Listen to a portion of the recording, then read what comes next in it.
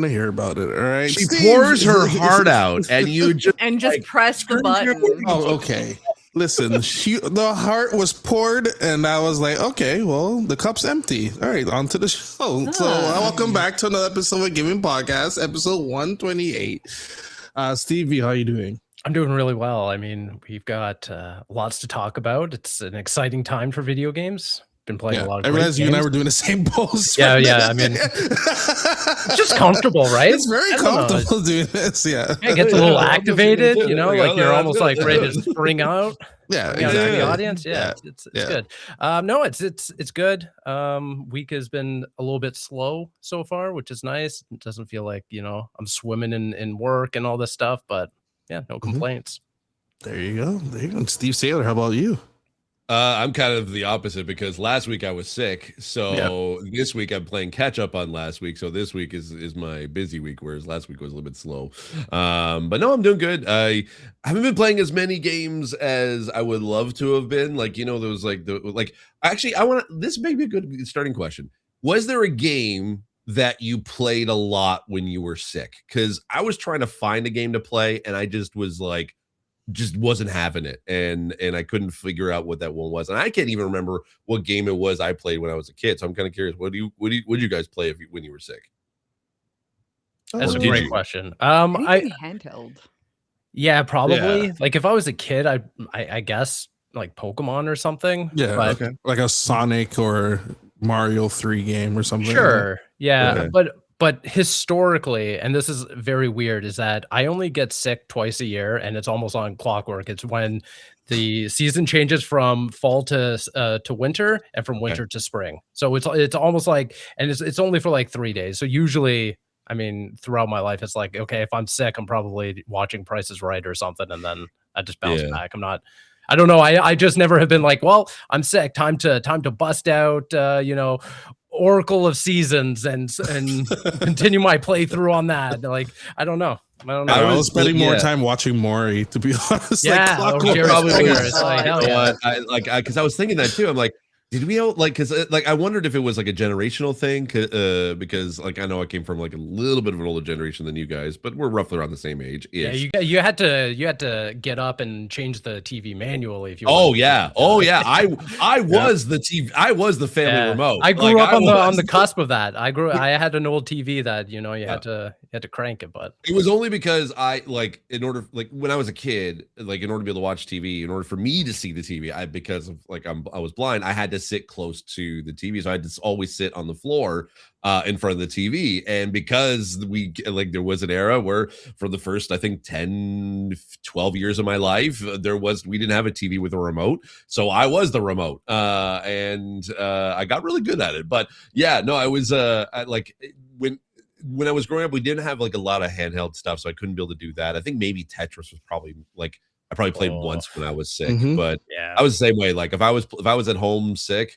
it was either like Price is Right, or I would wait until the early afternoon TV shows of like DuckTales, Darkwing Duck, Tailspin, Goof Troop, like the Disney afternoon shows, and the Batman the Animated Series too, and that would sort of tide me over.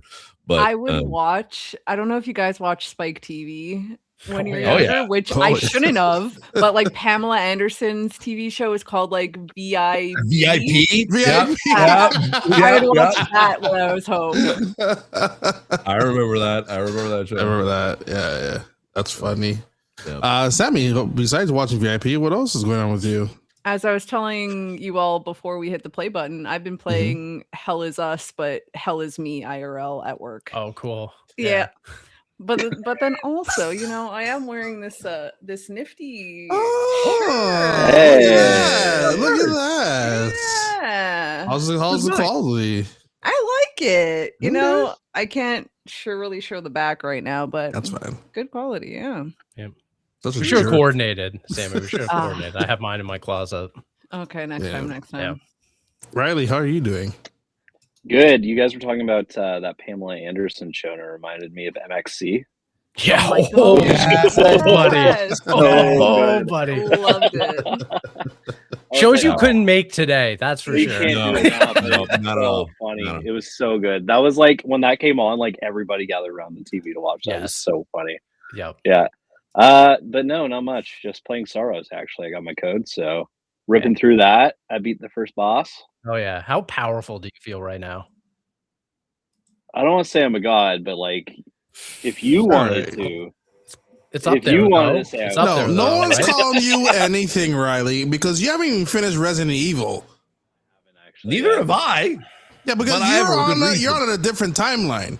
I'm on a different timeline. Yeah. I am about like I think 3 chapters in on Resident Evil 4. And yeah, you're on the first beginning of the timeline. Riley, where are you at? I gotta beat it. I haven't touched it since I last updated you. I need to play Put it. down Sorrows and finish Resident Evil. Dude, I feel like there's just too many games coming out. You're busy going to WrestleMania? Like, what are you doing? I did go to WrestleMania. That was pretty cool. That was pretty freaking sweet. So yeah, just still kind of basking in that a little bit. It was pretty unreal. It was pretty dope. It was great. And that Roman Reigns Punk match. Tickets last minute. Well, and you lost. We lost. Any wrestling talk, we lose Steve. That's it. He's gone. No, obviously my first WrestleMania, but I went and it was the coolest thing I've ever done. Yeah, it was really awesome. You went both nights too, I assume, right? Yeah, I went both nights. Saw Brock Lesnar retire. And, that was shocking. That was shocking. Yeah. And I love, and it's like you kind of were wondering, like, is this real or is this like work or is this a show? Like, and then he put up the X. I'm like, oh shoot, no, this is real. He's actually doing it. Yeah. For me, it was Wade Barrett. He kept like tapping Michael Cole because I think Michael Cole was looking at his phone. He's like, hey, look what's going on TV. Yeah. Like, what's happening? Oh really? I didn't. Yeah, he kept looking at his phone, but he's like, dude, look. Yeah, I don't think they knew. I don't think they knew. I had heard a rumor that they were saying that they might have had an idea that they were like he was going to retire at say like SummerSlam. Because it's in Minnesota, I think that was the plan. On him on WrestleMania, yeah. Which I was like, you know what, good for him. Sorry, Steve. Wrestling talk still happening, but you just came at the end of it. So okay, that's okay. I had to back out. Well, you know what was backing out as well? Xbox are backing their price for Game Pass. Thank God. I try, sometimes a little exactly, yeah. From $30 to $22.99. This is US pricing. So I think in Canada it's still around $30 or no, it's 25 for Ultimate and then 16 for PC Game Pass. Okay, all right. So about a reduction of $5 on each. I mean, and what had to be sacrificed was Call of Duty. Gotta get Call of Duty out of there. That's it. I mean, it makes sense. Like, get that out of here. Get it out. I mean, I've said it like from the go. I mean, people who play Call of Duty and play Call of Duty extensively, and that's their game. They're not going to buy Game Pass for that. It just doesn't make economical sense. I think it would. It does show up, by the way. Sorry, Steve, and then I'll just want to say it does show up a year later. So just to everyone, it does. Time exclusive, or time the exclusion, I guess. But yeah, no, I think that makes sense. I mean, it would, like I would have loved, like, as someone who doesn't buy the yearly edition of Call of Duty. I know it seems weird, but because I worked on it, but I buy it whenever it's good. Like whenever everyone says, okay, this one's a good one, I'll go and get. You haven't bought for a while. Well, 6 was good. 6 was good. Black Ops 6 was good. Just saying. I think with me, it was more like it sucked because I think it's like as a Game Pass subscriber, I would have loved to have been able to play Call of Duty, at least the whether the new one was, without having to pay an additional $80 for it. But if you're someone that basically buys it yearly, and it's like that would have been more like being on Game Pass was for the casual fan, which I don't think that's not rising any Game Pass numbers, and then we kind of saw that it didn't. So with this being excluded from Game Pass, I'm like, okay, all right. Like I think that they're fine with cutting their losses and be like, okay, we're just going for the hardcore. You know, we know our audience. We won't change a lot and try not to confuse the audience. Being like, okay, well, is it on Game Pass? Is it not? No, we'll just wait a year. Yeah. I think the issue is that it now opens up the door to, well, what's next? Because again, Microsoft doesn't like to communicate all that well I'm just waiting for the point where the other shoe kind of drops, and it's like, well, now we find that Elden Ring or Elder Scrolls is going to be too big, so that's not going to be a day one. And then it turns into, well, what's going to happen with Halo 6? Is that game going to be so hyped, and the anticipation is going to be out of the roof? And then it's like, well, now we actually don't find it financially, within our interest to include that day one. So I like this. I just wish that maybe Call of Duty just didn't belong in Game Pass to begin with, so that expectation wasn't kind of prematurely set and everything. I just find it very interesting now that we're looking at ways to scale Game Pass and to scale the pricing of Game Pass, where it's like, just get rid of the Fortnite crew. Like, again, the people who are signing up for Discord, the people who are signing up for Game Pass to play stuff like South of Midnight, to play Kiln, to kind of get their weekend fix of games that are rapidly coming out to the service. They're not on there to get Fortnite crew, or vice versa. If you are Microsoft and you're going, hey, we want to include these like games as a service benefits and everything, why are you going to Fortnite and not, I don't know, Diablo? Why not go to Call of Duty? Why not go to Forza and all these other Sea of Thieves and all these games that you already own that kind of have their built-in, like, not battle passes and stuff like that, but why aren't we getting points for the Call of Duty battle pass, or getting skins for Diablo, or getting X, Y, or Z? Why are we going to Fortnite? Fortnite's bigger. Yeah, it's really. I think they're just trying to get take away some of that percentage from PlayStation, because PlayStation's biggest revenue is from Fortnite. Yeah, that could be it too. But I think it's also like, kind of going back to what you were saying earlier, Steve. It's like it's like them. Like, yes, I am grateful that they are like lowering the price. I think that's a good call. It was a bad call to increase it in the first place, but it's still, and this has been Xbox's problem for the past several years. Any move that they make, it always asks more questions than they can ever actually answer. Because it's exactly what you said. It's like, okay, right, so they're lowering the price of Game Pass. Great, that's a good thing. Oh, but Call of Duty is not going to be included in that. So what is it like now? The question is, like you said, is Elder Scrolls going to be included in that? Now everyone's going to be asking every exclusive, are they going to be excluded from Game Pass, or is it going to be they can never seem to get the message right. And I know they're trying to change that. They're trying to kind of scale back or roll back some of the decisions that they made over the past year or two. But it just seems as if even when they're taking a step forward, they're still taking 2 steps back. Yeah. I feel like they could kind of bridge. If I was Xbox, I'd be like, all right, Call of Duty, not on Game Pass, but if you do have Game Pass, 10% off your Call of Duty purchase. Like, incentivize people to maybe do both. Like, okay, maybe you are only a Call of Duty person, but hey, if you do still also have Game Pass, you get discounts on XYZ. What's COD's I think that's smart. Subscription? For the black cell? Yeah, the black cell. Well, the black cell is like the premium season on top pass, of the battle pass. Yeah. Like, you give like a discount on that or something.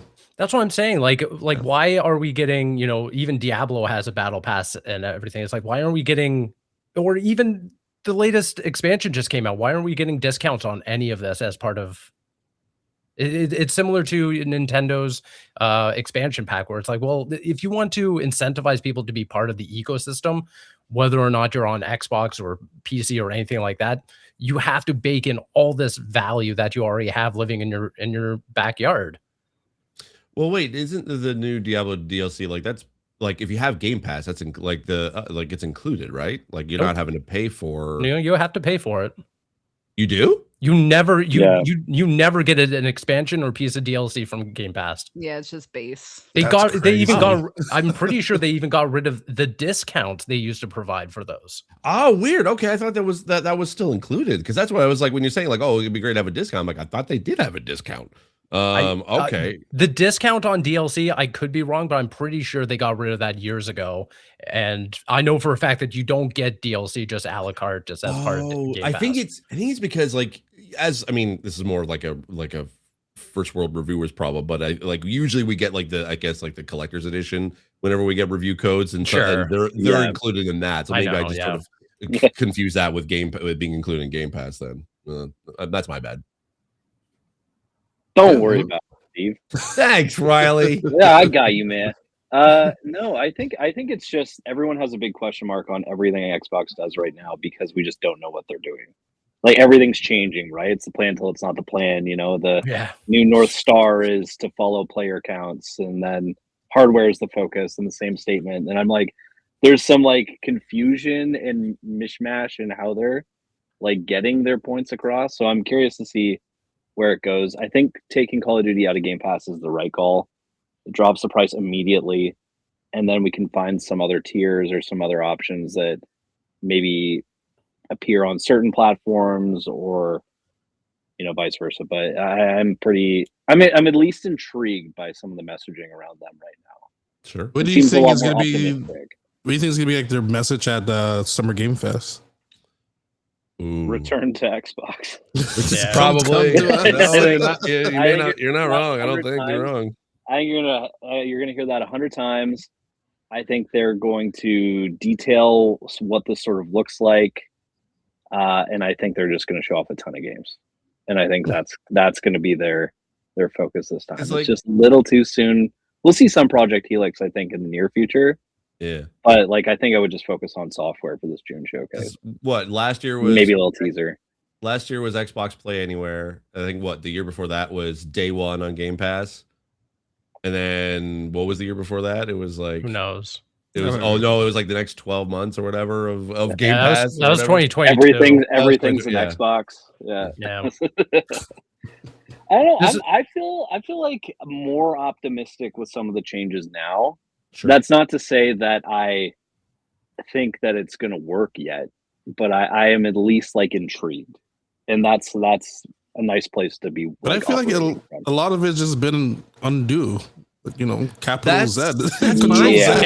It's like I like the changes, but it feels like that. It's like, oops, we made a mistake, so we're changing all the things back. Yeah.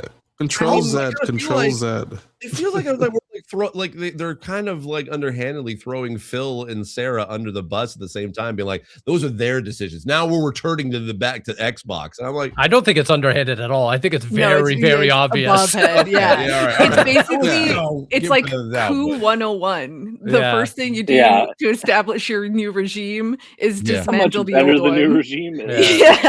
I also feel like Phil or Sarah wanted to do stuff like this, but I feel like it was more like Satya was pulling the strings. Yeah. So this and is now the thing they're that like, I'm Satya's very, like, okay, you do it now. And I'm very curious about that in particular, because it's like, well, if Satya had such an issue with any of this, and I'm talking anything from the pricing of Game Pass to talk of exclusivity, the exclusivity window, games being made, blah, blah, blah, green light this. Why is he changing his tune now? Yes, that's my question. 100%. Like, is it really that Asha came in and was so convincing in the, let's just say, the interview, that she was like, I could do this, but I need back off, old man. I need 12 months. I need 24 months. Leave me the fuck alone. Like, is that the messaging that she basically came in with, where it's like, give me the window to prove myself and prove the brand, and then you can come in and dismantle everything that you want, but at least give us like a bona fide chance? Or is it just that, maybe he did like I mentioned a few weeks ago, where like there is this like surrounding theory that like Satya has come around on the idea that there is no consumer brand to sell cloud, that there is no consumer brand to sell AI in the way that Xbox can. So maybe that's kind of where he's seeing the viability of the Xbox brand of like, well, if we want to have Azure and, Copilot in people's living room spaces in the next 5 years, we have to go through Xbox. And I'm not saying that's good or not. 12. but if you're a $1 trillion company looking at these spaces, well, it's not going to be through the Surface. The Surface has already taken a backseat. It's not going to, your profitability is not going to come through third-party OEMs and stuff like that. You want it to go through directly your company, which is right now Xbox. And I wonder if that's Satya's, whole vision right now, where it's like, if we want Copilot, if we want Azure and cloud gaming to really succeed, it has to go through Xbox. Yeah. I feel like that is almost in a way like Microsoft's MO. It's just like they think that whatever the next big technology that they're working on is gonna like revolutionize like everything, and so they'll just put it on everything. I've been to the Microsoft campus, okay? Like their water machines are run by Azure. Like I'm not kidding. Like I saw an error message from Azure on a water machine. That's okay, sick. like that's pretty sick. The water tastes Not gonna lie, like that's pretty cool. Though. Yeah, that's pretty rock and roll. A I'm blue not gonna lie. screen, a blue screen for water. Almost wild water, dude. But it was like like that's their thing, and they think it's like it's going to be the next gift to mankind. Is whatever they're working on, and I feel like that they were trying to do like they were like, hey, we want to be part of the cool kids, so let's add AI and cloud gaming because that's what the gamers want. It's like no, we just want how games. Helldivers happen. They're trying to make Helldivers IRL. Yeah, exactly. Yeah. So I don't know. It just like I think they became just too big for their own good, and they just have too much money to spend, and that's why I've always been afraid of Xbox, because like Xbox does not make Microsoft like. Well, actually, no, I take it back. There has been stats at the base of Microsoft or Xbox does make Microsoft money. Like they are not a failing. It is not a failing brand within Microsoft. No, but people like outside of it think that they are.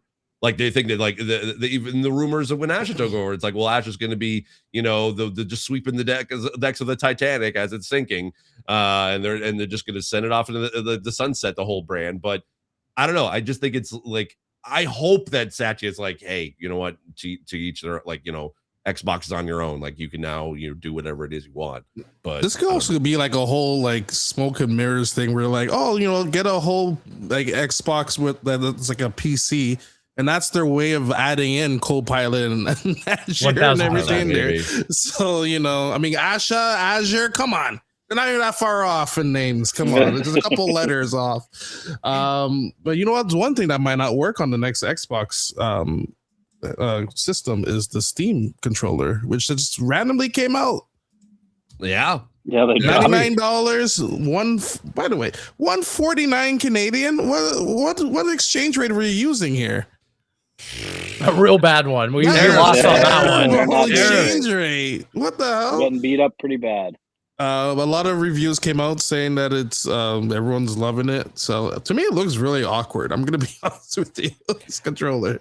I'm not a huge fan of trackpads on a controller. No, neither am I. I just like it feels like it just adds like too much bulk. Yeah. So that was this one surprising thing. Now, here's the thing. If they're announcing this Steam machine is going to be like $1 bajillion.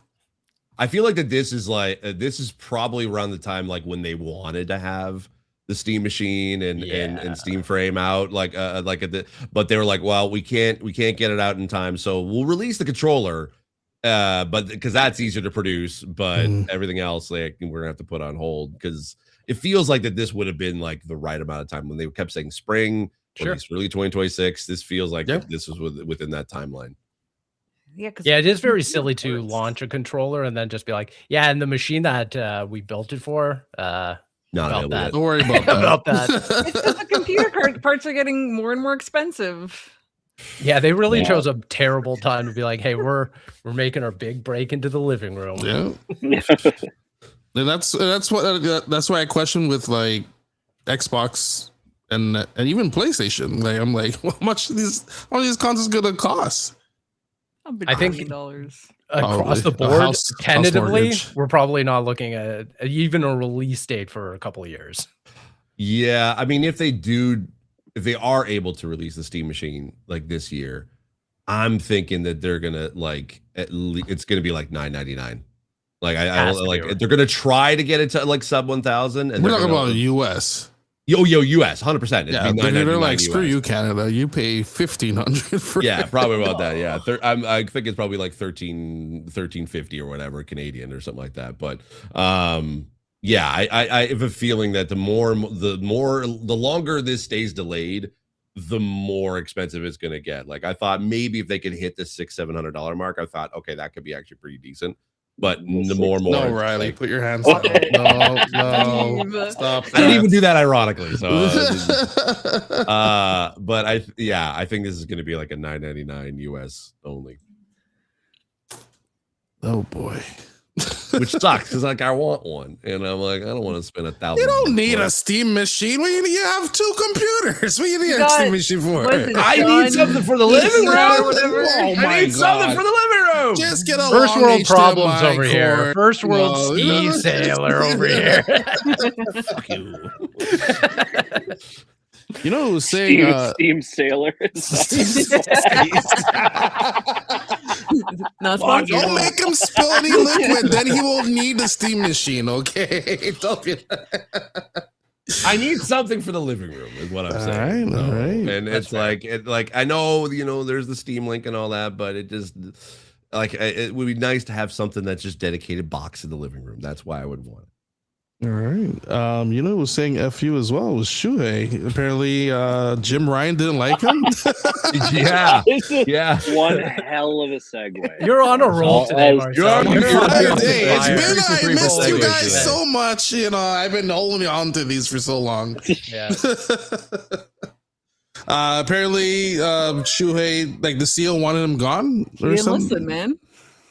He was. I think it was like new guard versus old guard because Shuhei has been there since the very beginning. She's and, like, "F you, man." And yeah, I Gotta work don't on know. indies. All right, his insubordination. Yes. He was ready to toss him. Yeah,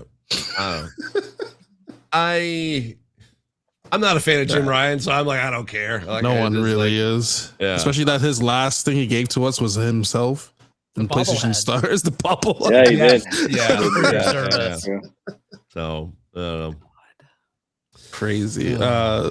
So I don't know what else to add to that. I don't know why I had this as a news story, but I just found that funny that Jim Ryan wanted him gone. He's talked about it in the past, but not to this extent. Yeah. It has always kind of been a mystery because he used to like lead and oversee the entire portfolio of like first party PlayStation studios. And then he got seemingly demoted down to just overseeing indie development. Well, I don't think it was demoted. I think what I had heard, or at least from the interviews that he's done, he said he wanted to kind of help sort of like usher in more indies into the PlayStation sort of stable of. I'm sure games, he said that. I'm sure it could have been like a PR thing, 100%. Yeah, I feel like you don't go from overseeing PlayStation first party to indies just for the love of the game. Not just overseeing for PlayStation first party. He was president of PlayStation at one point. So I don't think it was a demotion. I think it was just more like from what I'd heard from different interviews post and during PlayStation. I think he was like, I wanted to sort of like, to usher in more games. I mean, it could have been other things being like, no, we just don't want you anymore, which could have led to the whole Jim Ryan thing. But I mean, because also like, I think like normally I am not a fan of when executives at companies that they retire or that they are like they leave and journalists like just seem to like keep like doing interviews with them as if to try to get them to say, back in my day, we would not have allowed Game Pass or something like they would have said something like something stupid of whatever the current like company is doing. And I'm like, you're not there. You don't know. What the inside of like was like 5-10 years ago. Yeah. You're not there anymore. You don't know what the culture is like at this point. So, but with Shuhei, he seems to be pretty honest with a lot of his stuff. Like even he was the one who even said that the reason why we don't have a Bloodborne like remaster is because what's his name? Not Miyamoto. I don't know why Miyamoto is stuck in my head. Guy, the head of From Software. The creator of all the like of Bloodborne. Anyway. Now you got Miyamoto in my head, and you totally sorry. Oh my god! The creator of Bloodborne basically was like Miyazaki. Sorry. He only wanted Miyazaki. Yeah, he only wanted to make it himself. Like he's very protective over it, and PlayStation wanted him to make a remaster, but he said no. So like, and Shuhei was the first person to kind of say that, and that was the first time we ever heard anything about that. And we're just now kind of playing catch up of what he said. So it's like he's saying stuff that makes sense, but it's just I don't know. I don't know what my point was. Do you want me to read the quote from Shuhei about I love that. Sure. Absolutely. I helped Santa Monica to make God of War, Naughty Dog to make Uncharted and The Last of Us, and Sucker Punch to make the beautiful Ghost of Tsushima. Ghost of Tsushima was one of the last games I worked on as the president of Worldwide Studios. But in 2019, after 11 years leading the first party development, I was fired from the role. Oh, So I think Jim Ryan wanted to remove me from the first party because I didn't listen to him. He asked to do some ridiculous things, and I said no. So that's from Yoshida. So I think like they really kind of Jim Ryan really like screwed him over pretty big. Sounds But like. you also And that have was to. like prime PlayStation. That was prime PlayStation, but Yeah. also on the advent of Jim Ryan going heavy on games as a service. Service, Yep. which Absolutely, totally yeah. blew up in their face. But also that's not at all what Shuhei was engineering. That's not what he was overseeing. He was overseeing like the golden age of first party single player action adventure games from PlayStation. Like we're winning, we're doing so well. Yeah, that and was then the you have to thing, imagine, yeah. you know, at that time, Jim Ryan was looking at games like Fortnite or Apex and stuff like that. Yeah. And he's like, now make these. And Shuhei, from what I'm No. inferring from all of this and knowing Nope. his background, was probably like, not going to happen. And Yeah. he basically got demoted because in a similar vein, I mean, this is the same thing that's happening with Herman Hulst. He was co-president of PlayStation, and then all of a sudden they're like, nope, it's not working out, big Herman, and he got, you know, seemingly demoted. But I find it very fascinating. You see stuff like Shuhei, you see stuff like what happened with Sean Layden in the past, and now Herman Hulst, where like PlayStation just if it seems if you fall out of line, they have no problem of just being like, oh, here's the door, or you can move into this other, you know, lower end position.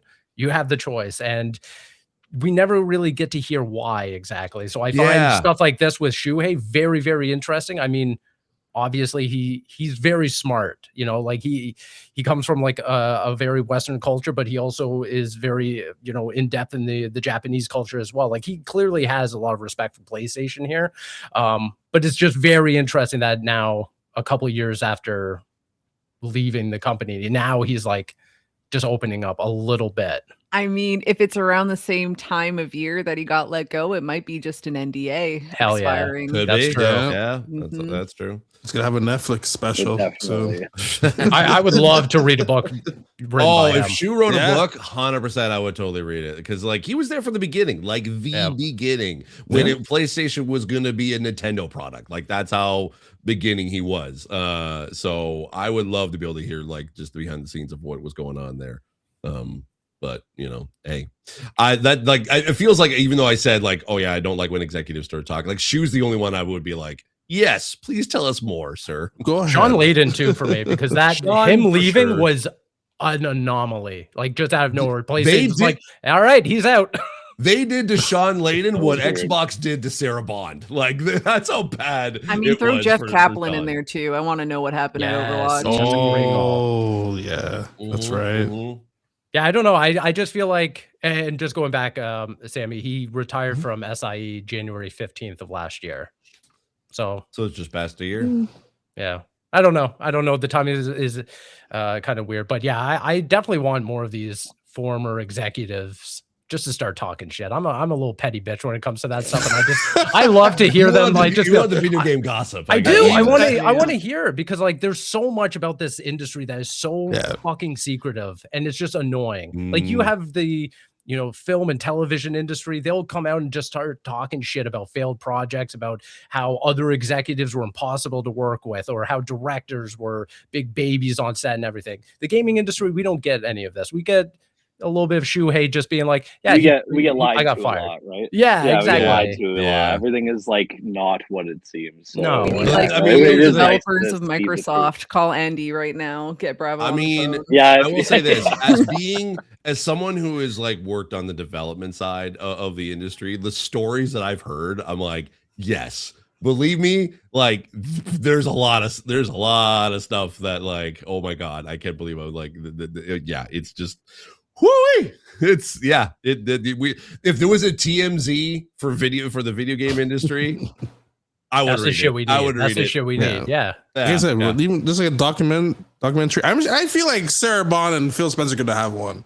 Oh my god, that's gonna happen like 2 years from now. To Sammy's comment, I can't wait. I can't wait for Sarah Bond's NDA to just go up in flames because I want her to be talking. I feel like they're usually 2 years, so like keep a lookout around 2 years. Yeah. This time next year or the year after, I think it's like we'll start to hear Sarah. Like, I feel like that Sarah would like has a lot that she would want to say. Oh, yeah. Show he's washed his hands. He's done, right? Yeah. Yeah. Oh, yeah. It's been So long enough. once Sarah's ready to retire, I think we'll probably start hearing things. But Yeah, you don't want to be Shuhei's like an unhirable before older that. executive at this point. He's probably not moving Yeah. around. He's probably consulting, if anything. Yeah, or right. like on a yeah, board he'd be- somewhere. Yeah.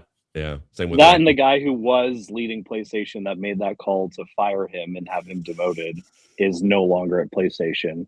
Mhm. And I would No. imagine that was a suggested retirement, Mm. given the games of a service face plant. Yeah, Jim Ryan certainly was either like soft fired or was just didn't have his contract. Hey man, yeah, we're not bringing it We're back. deploying Yeah, your thank golden you. parachute now. Yeah, exactly. Here's a yeah. huge payout. Thank you for Yeah. your service, but no, thank you. Thank you Gone for are your the games as days a service, but Thank you for Gone's Concord. the day of Reggie, Sean, and Phil standing on the Game Awards saying No, it's "Kumbaya, over. The- games the- are great." The trifecta is gone.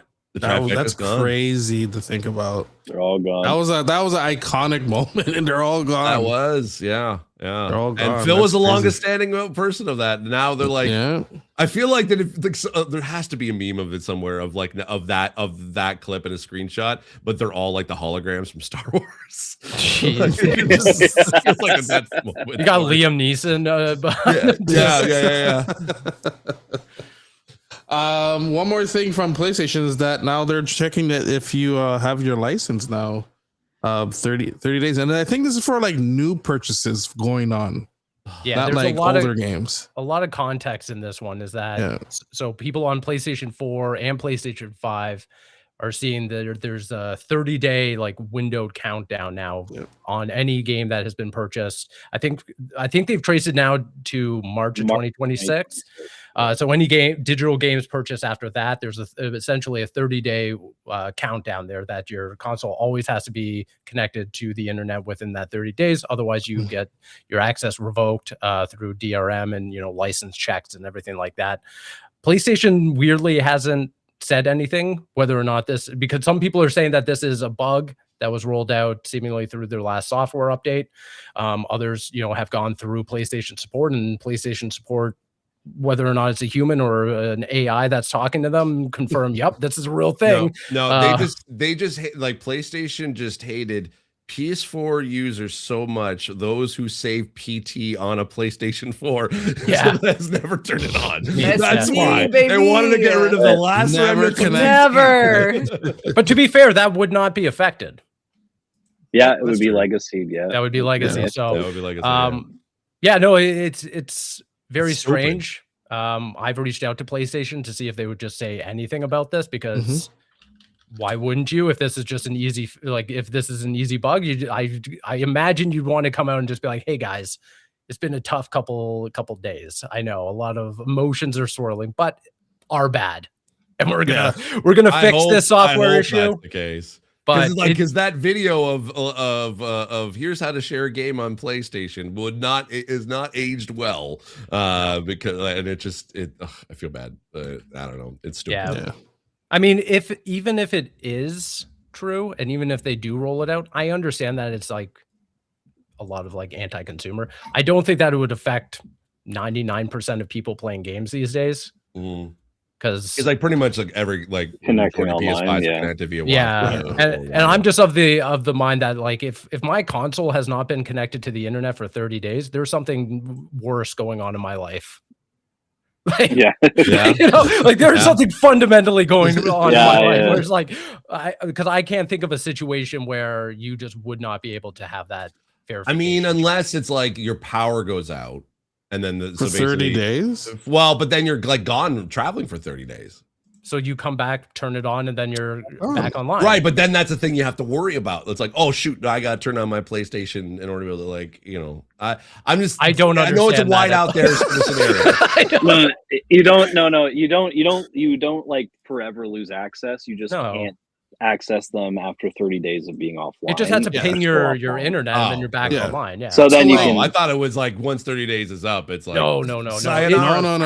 No, they don't Okay. remove anything from. No, you. so it's similar to No the licenses, Xbox DRM that they introduced with the Xbox One, except Xbox's was way more aggressive, where it was once every 24 hours. It was once a day you have to be online. Now it's 30 days, which again, less aggressive, but I understand when we're talking about, online ownership and everything like that. Sure. But I just can't fathom a way that my console would not be online for 30 days. This kind of goes against like the stop killing games movement that has been happening. Like I think there was a hearing that was at the European Union. I think that was just recently, and it seemed to kind of like get like pretty decent support. Because like basically, because I think like even if it doesn't like come to a hearing here in North America, it still is going to affect customers, because like because the EU is like they are very good at protecting their citizens, especially for anything digital. Like there's a reason why that a lot of like a lot of stuff that's like they kind of always just trickles over to the North America as far as like privacy and protections for consumers, because of what's initiated in the EU, that they have to do this. So I would imagine like this is just another thing for Stop Killing Games movement to be like, this is another thing that they're doing, and we need to protect our, like, if you purchase this game, it's not you're purchasing a rental, you're or just a license, you're purchasing the game, and we need to protect that for consumer protection. I feel like that this is kind of like that slippery slope. I'm hoping, like as you said, Steve, I'm hoping that this is like I want to bring something in. Mistake, but I want to bring something in because I think it's just been figured out. I'm reading here from Reset Era user and Shrew, and then also confirmed by Does It Play. This seemingly is a temporary DRM, and it's essentially what I'm seeing here is that PlayStation is trying to get through and block the tricky like refund window where people can purchase a game, play it, but then return it within 14 days and then get their money back. This is so essentially it's a temporary DRM for that first month only, so that people cannot get through and do any like kind of illicit action to play the system, to buy a game, play it, return it, and then scam PlayStation out of their. See, the thing is, like, and this is something I've been like advocating against for disability, because we kind of call it the disability tax, because oftentimes games don't get released with accessibility info before launch, so we generally have to pay for the game in order to be able to see where it's even playable. Right. And right now, like Xbox actually had been pretty good about, like, if you play a game for a couple hours and it Xbox and Steam basically, like if you play a game for a couple hours and you can't play it, if you cite in the reason why saying it's for disability or accessibility reasons, they can give you a refund. But both Nintendo and PlayStation, even if you've downloaded the game, it doesn't matter. Even if you've never opened it, if you downloaded the game, it's yours. You can't get a refund, period. I thought that PlayStation actually had a different policy and Nintendo was the only one, but I recently had to be able to try to build, because there was a game I bought, couldn't get a refund for, and I cited the same thing for accessibility reasons, but they're like, well, you downloaded it, so sorry, no refund. And I feel like that this is kind of like another restriction that's being added to that, if that's the case, where it's like I get it. It's like they want to make sure that people aren't scamming out of PlayStation. You play the game fully complete it in less than 14 days, and you can be able to get a refund for it. But I feel like that it's a stupid policy to be able to, like, it's that slippery slope of like, well, if it's 14 days, well, they could still do they could still do it in 7 days, or they can do it within 24 hours. Like it's a slippery slope that I feel like that I hate that it's going towards, and it's all because of just stupid DRM that we do not need as consumers. So I want to give a little bit more context into this. I'm reading here from like a pretty extensive post from nib95_ on Twitter, and it says, so regarding this DRM, when you buy a digital game, you're issued a temporary 30-day license for offline play. This license automatically transitions to a permanent license that is free from future online checks anytime you connect after the 15th day of ownership, just after the 14-day refund window, but you have to log in or be connected to the internet for that to switch. You will not lose the license to the game if you don't connect within or after the 30-day temporary license window, but you will be unable to play the game after the 30 days if you do, after which it will turn into an indefinite DRM-free license. Previously, you'd be given an indefinite offline play license from the get-go. So why did they implement this? It's possible people found an exploit where they could grab the indefinite license file for a game using an exploitable console and then refund the purchase so they got the game for free. Hence, Sony's current method for mitigating said issue is by time limiting the initial license issue. So it's not even that people were refunding the game, it's that people were able to crack the console, get a indefinite license, and then keep the game afterwards. So this is this is an issue that would be essentially impacting a small number of users, but still scamming PlayStation out of quite a lot of money, from my understanding. I'm just trying to figure out how would you add another game if you're offline? Because I assume the offline is the element there. I think it's if you buy it and then go offline, then it doesn't track your playtime. So if you're offline for a month, then you can finish the game, log back in, and then be like, I didn't play it at all. Look, give me my money back. It seems like they're scraping licensed files from the console. So this is something based in way bigger. Yeah. These are people that are cracking deep into the console, probably day one consoles, and just getting free licenses for games. Oh, okay. Interesting. I kind of like the way Steam does it because I think you get 3 hours. And I believe so. That's enough time to really be like, all right, I do like this game. I don't like this game. If it's a full campaign, you can't finish that in 3 hours. Which is why I prefer to, honestly, I mean, as much as I love my Xbox and I love my PlayStation, I prefer playing games on PC now because of that very reason, because of the disability tax, like I mentioned, but also it's a much more forgiving a refund policy. If it's past a couple hours, then it's okay. Then that's my mistake. But if it's within that 3 hours, that's for disability. That's enough time to be able to realize, this game I can't play. If you can't play within the first 3 hours, it's definitely something that it'd be okay to get a refund. But I don't know why that the companies like PlayStation and Nintendo seem to kind of very restrictive refund policies. It just seems it's very, I don't want to say anti-consumer, because with that, when I say that, it kind of feels that it's just, there's a lot of things that are anti-consumer, but it feels like it's anti-player, I guess. I don't know. Does that make sense? Yeah, I think so. I think the only drawback, Steve, though, is that you can't play Steam games in the living room. Yeah, that's the problem. That's my problem. Yep. Is there first world problem, man? Fix? Yeah, is there a fix coming up? Maybe. Is there a machine? Maybe there's some sort of machine. I would love a machine that's made by Steam that I can play in the living room. What would you call it? I don't know. Machine Steam. Machine Steam. Yeah, that sounds about right. Yeah. The Valve box. Valve box. Yeah, there we go. I like that Valve box. The Valve box. It's in a diamond shape. It's not even in a box. It's just a diamond shape. The Valve box. How wild would it be if Xbox saw what PlayStation is doing, be like, hey, Project Helix, no DRM check. Oh, they go back. I feel like they should. I feel like they should do that because PlayStation absolutely roasted them at E3 when they did it. I feel like it would be kind of funny. Just remake the video. Get Shuhei out there to do it. Oh my god, if they got Shu or Adam Boyce, because Adam Boyce, get Shu to do it. Yeah, and then do a shot by shot. Yeah. I mean, they're close with Iron Galaxy now. They might as well. It probably should. I think that would be hilarious. I think Adam needs to someone needs to reach out to Adam and be like, hey, you got a golden opportunity now to and I would just open my June showcase with that. Oh my god. That's exactly what I would do. Once again, this is the petty shit from the industry that I want. I want to go back to that 1-2 punch of the Xbox showcase going right into the PlayStation one, and having that video in there was rock my world. That was one of the most iconic moments of the video game industry, where PlayStation just shot that guerrilla style and they're upload it. Do it. So Steve, are we starting to do it for our audience though?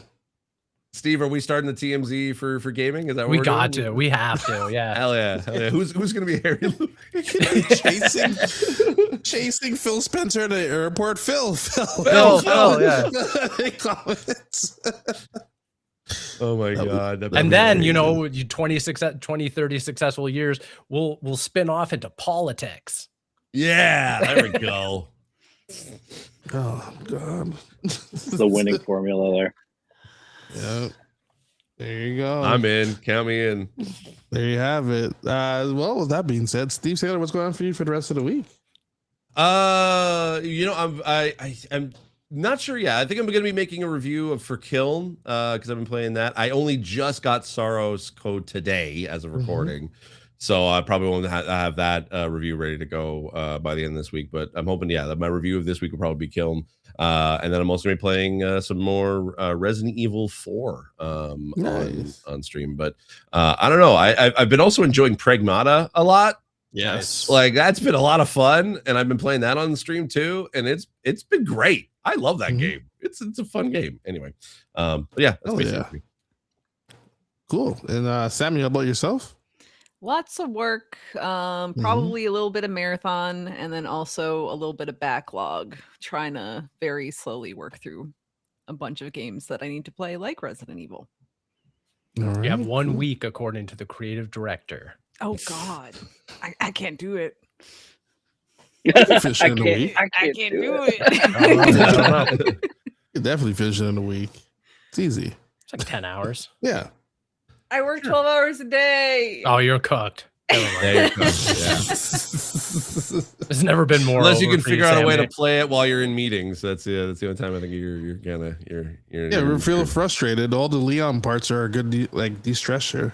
Yeah. You know. There you go. Riley, how about yourself? Finishing Resident Evil? Maybe. I'm gonna play more Sorrows. Oh, good call. I'm gonna play more of that. I do have Kiln as well, and I played a few rounds of that, and I was like, this is actually pretty fun. Is it? I have a code. I haven't played it yet. Let me know if you want to hop on. I'd rip a round or two with you. Like I would totally be into. Yeah, I love it. Yeah, there you go. Let's do it. I think I found like a good winning pot that I like. I really like. It's what shape is your pot? More like a UFO shape. Oh, okay. Yeah. So that'd be kind of hard to hit then, right? Because you got a lot more health, but you also, your special abilities, you get a Morning Star, which is dope. It is really, really good. Yeah. And I've done many a multiple triple kill streaks with it. This doesn't feel like a real conversation. I did like a golden teapot type of vibe. And no. It literally looks like a UFO shape. It's like it just kind of like it curves around. Like it basically once there's like an alien sticker that you get at one point, and I was like, okay, I gotta make a UFO, and I made that, and surprisingly, one of my best pots. I love that. I made it like a teapot, and it has like a Viking helmet, and then like a gold snout, and I'm like, it fucks. It's pretty good. Nice. Riley's review. It fucks. It fucks. This pot I made fucks. This game sounds I can like see the a accolades drug trailer trip. coming I'm out gonna for Kiln. be It's like, honest. quote, it fucks Riley Little from Walmart Gaming Canada. Not a family game. This pot fucks. Is there any like Link character coming by and smashing pots or anything in this game? Or That would be No, great. that'd be very funny though. That'd be hilarious. missed opportunity. Steve V, how about yourself? Yeah, just another week over here. I'm trying to finish up Mouse PI. I want to get through that. Oh, I have that too. It's really fun. It's really good. Yeah. A little long in the tooth. I'm done with it. I just want to get through. Ready to wash your hands of it. Yeah. And Was there too much cheese in this game? no, the cheese puns are great. It's just very repetitive. Like repetitive. I've heard that its too. Gameplay. Like the enemy variety is just not there, and I'm kind of just like, all right, yeah, this is fun. Like it's a great game. The animation's incredible, but there's just not enough there that I'm like coming off of Sorrows. And into this, I was like, we're kind of rough. Yeah, I kind of set myself up for failure there. But I mean, and May just looks like a stacked month for video games. So it's kind of just get through the amount of backlog that I have right now, because there are so many games I want to be playing in the next. We got like Forza and What else? Lego. Forza, we got 007. Forza, Lego, 007. I need that game to do so well. Yoshi and the Camille. Mysterious Book. I need 007 to eat shit. No, No. I I need need like a it. 97. Don't be saying the this. best, but for the Crash draft and with burn. my counter, I need it to eat shit. Listen, I need it to do well, so hopefully it does. But who has Yoshi? Anyone has Yoshi here or no? I think I feel like Camille might. Camille Yeah. or Aaron might, I think. I have to double check. I'm gonna bring it up. Just Take a little for bit. shits So and far, giggles. I will say this: I'm doing pretty good. I've got 2 games that are like mid to high 80s, so I've been kind of coasting a little bit, which is I nice. need 007 to be Riley's Pocopia. Just like I need that to not happen. And I need. Here, Sammy. Let me Sammy, help you. Let me help you out, eat shit on Sammy. this. That's not happening. oh, Let me help you man. out. I'll give you a little look. If that hit at like the low 70s, I would be Absolutely not. devastated for the team. Thrilled personally. I have a feeling it's probably going to be between like an 80 and 83. 80 something. Yeah. Like, I don't think it's going to be any higher than 83. a hard 78. I would love. Could be I'd that. be fine with that. That could That's a work for couple me. of points. That's a couple of points. I've got Pocopia and Soros, and they cooked. So I'm like yeah, you're in sitting a pretty. good zone right Yeah. now. So you I'm- can take the hit. It's fine. But I don't want to. Yeah. I feel you, because I'm like in the same boat. I'm like, I need Forza to hit. I need That'll hit for sure. Yeah, I've already that's had a it. guarantee. We're doing can't previews fail. for that game It's in like Japan. 2 months. Yeah, That's as much of a guaranteed as my Wolverine.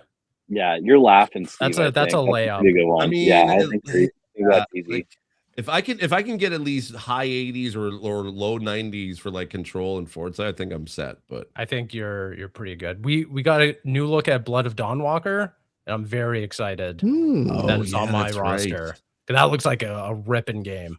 Didn't I'm someone waiting like for some counterpick new that one? I think? announcements. What idiot Uh, counterpick that? No, nobody counterpicked it. Okay, No. yeah, no, that's good. What idiot cover pick? Caboose lost 16 points for Pragmata. What idiot counterpicked? Wait, what? Pocopia? That's what I want to Aaron know. lost 16 points. Oh, really?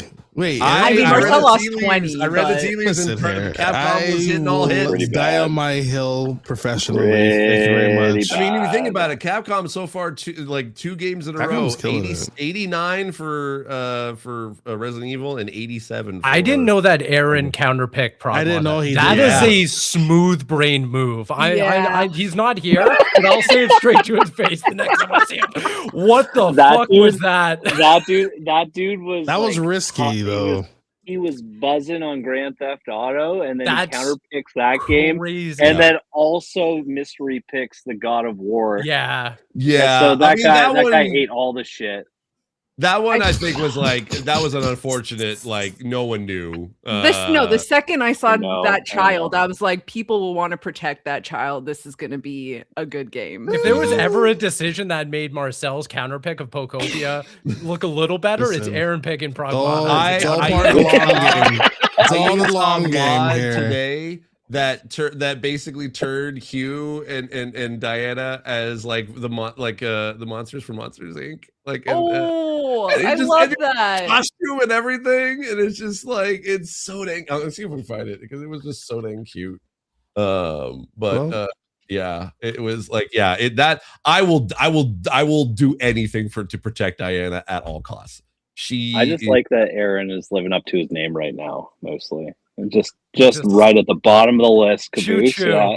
Back of the Choo-choo. train, brother. I'll copy the picture and I'll put it in there. I put a little meme for you guys too Oh, in the perfect. chat to enjoy. Well, I'm going to end the show. All right, everyone. right. Well, Bye, everyone. thank you so much for being here, Bye, and see you everyone. all here next week. Bye. Peace.